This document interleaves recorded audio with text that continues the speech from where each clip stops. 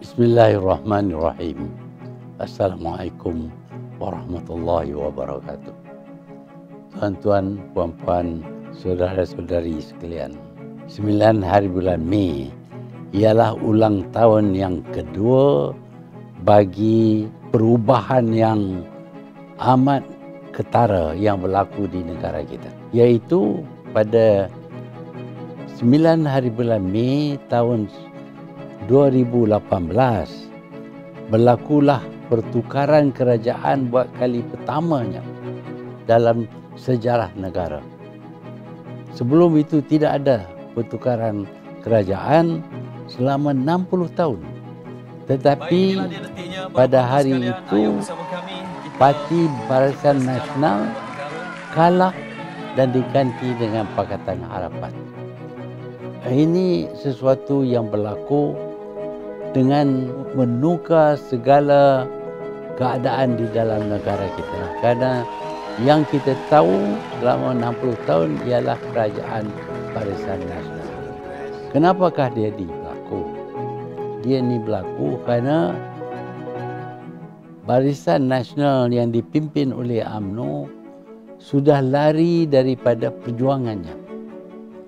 UMNO ditubuh untuk melindungi bangsa, agama dan tanah air. Itu secara umumnya. Tetapi kita dapati apabila ada pertukaran pemimpin, kita dapati bahawa perjuangan ini sudah bertukar corak.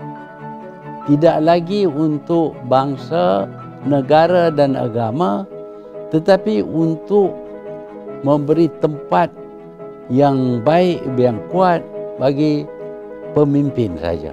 Pemimpin yang ke-6 bahkan lebih teruk lagi. Pemimpin ini curi duit dan sekarang ini dihadap ke mahkamah. Dia hanya menggunakan wang untuk dapat pengaruh.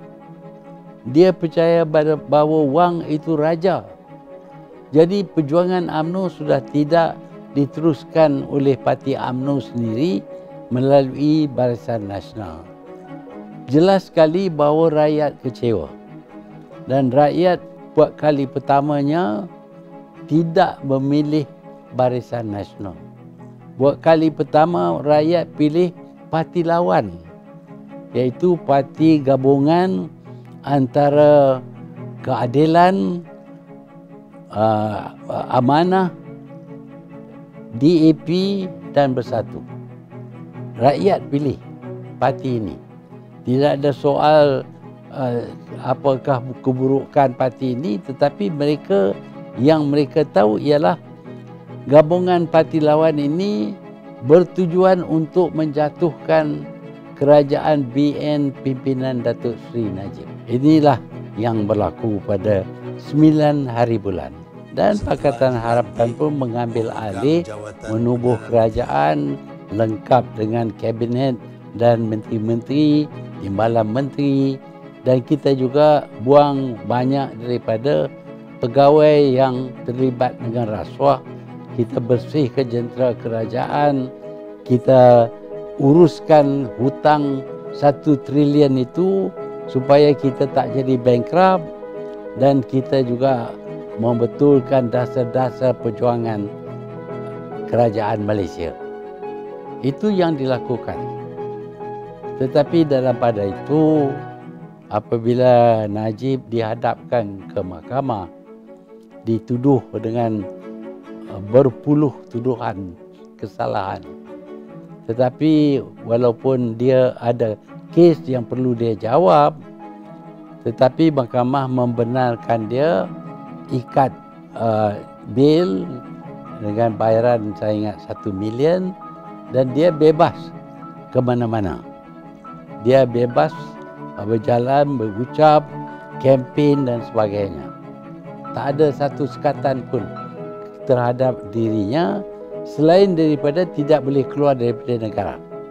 Dia mesti ada dalam negara. Ini layanan ini berlainan daripada apa yang dikenakan kepada orang-orang yang ditangkap di zaman Najib. Syafi'i Abdal, seorang daripada bekas menteri ditangkap dan dipaksa memakai baju oranye dan terpaksa tidur dalam lokap atas lantai. 8 hari dia tidur atas lantai. Akhirnya tidak ada tuduhan apapun. Ditangkap begitu saja. Tetapi Najib bebas, boleh berkempen, dan entah macam mana orang ramai percaya apa yang diperkatakan oleh Najib, iaitu dia adalah bos, dia adalah pemimpin, dan pemimpin boleh buat saja. Sehingga ada perkataan yang dikeluarkan, iaitu itu bos, apa nak malu? Kalau bos curi pun tak malu. Jadi tak ada apalah. Jadi ada orang yang terus sokong Najib. Itu dia berada dalam parti yang kalah lah. Jadi dia cuba memperkenalkan apa yang dikatakan Kerajaan Melayu Islam. Dulu tak pernah cakap pasal ini. Sekarang ini dia cadang untuk mengadakan Kerajaan Melayu Islam. Dan kerajaan ini berbeza dengan Pakatan Harapan, kerana ada orang bukan Islam dalam Pakatan Harapan, khususnya DAP. Jadi DAP ini dikatakan akan menghancurkan orang Melayu kalau mereka berada dalam kerajaan. Sebab itu mereka perlu dikalahkan dengan cara mengalahkan Pakatan Harapan. Ialah akhirnya ada orang daripada Bersatu sendiri yang sanggup sokong Datuk Seri Najib, yang sanggup untuk bekerjasama dengan Datuk Seri Najib.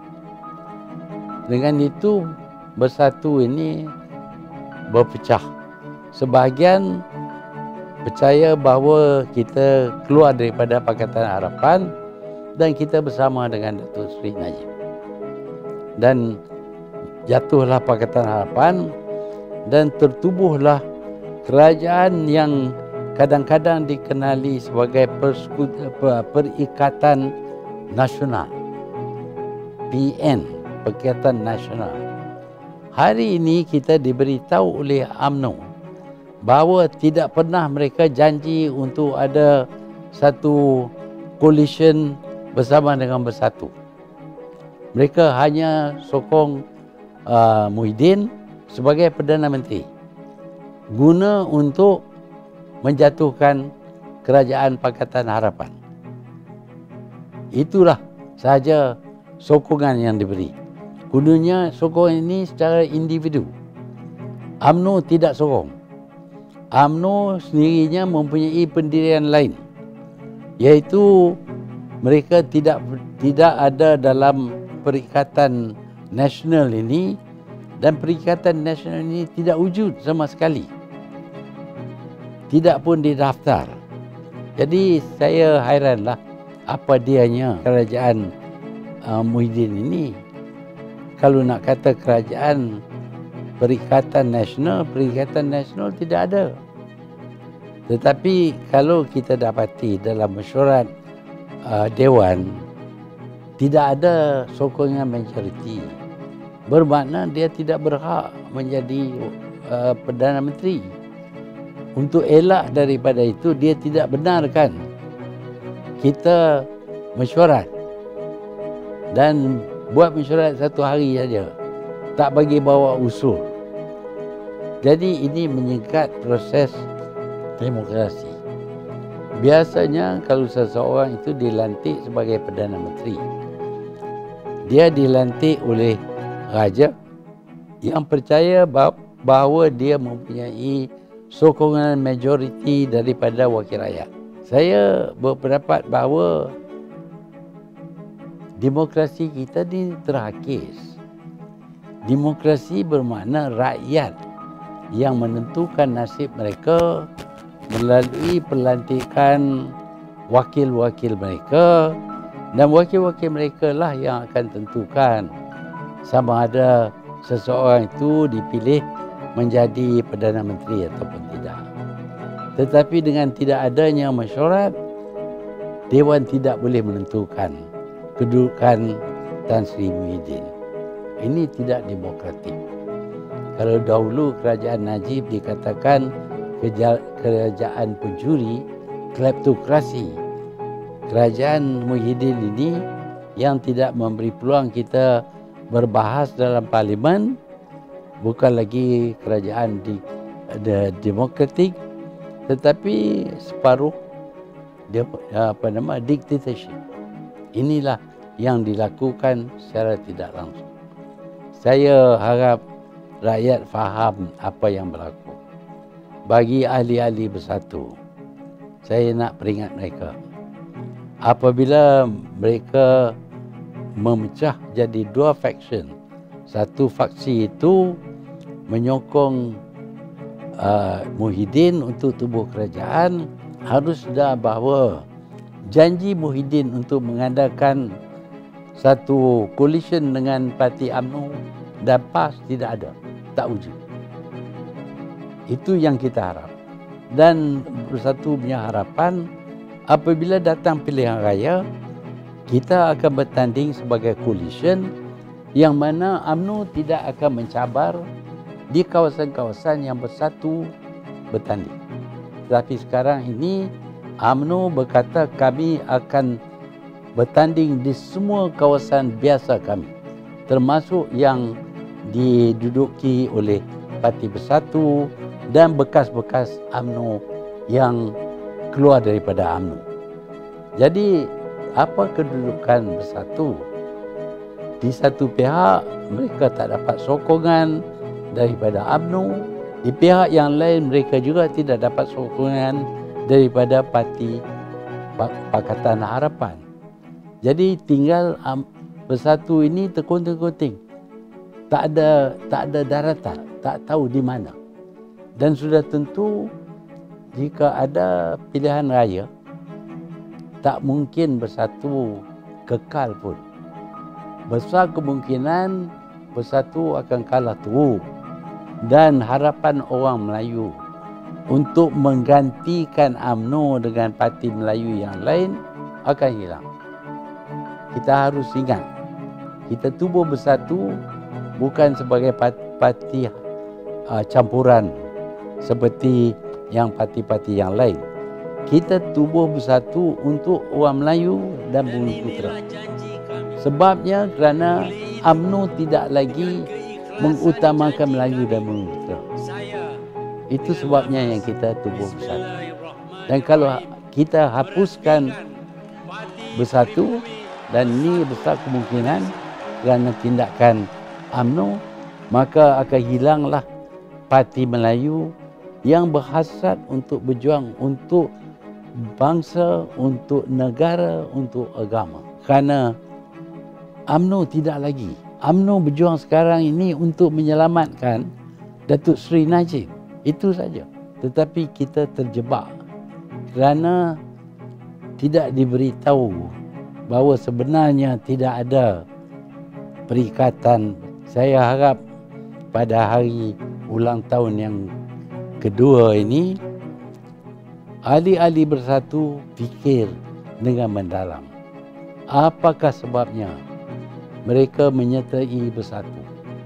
Mereka menyertai Bersatu kerana mereka sudah tidak percaya lagi kepada UMNO. Tetapi sekarang ini mereka dirangkum masuk dengan cara yang tidak betul, dengan penipuan, supaya UMNO sekarang ini menjadi sebahagian daripada kerajaan dengan pengaruh-pengaruh tertentu. Inilah yang sedang berlaku, dan pada 9 hari bulan Mei ini fikir-fikirlah dengan mendalam. Ya, kita patut setia kepada orang itu dan orang ini, tetapi jangan setia kepada pemimpin saja. Tentukan pemimpin itu berjuang untuk bangsa, untuk negara, untuk agama. Baru kita boleh setia kepada mereka. Orang yang berjuang untuk dirinya, orang yang curi duit, berbilion-bilion ringgit, orang yang terlibat dengan bermacam jenis jenayah yang menyalahgunakan kuasa, walaupun dianya daripada parti kita, dia pemimpin parti kita, tetapi janganlah kita rosakkan diri kita dengan menerima dan kesetiaan kepada orang. Sekian.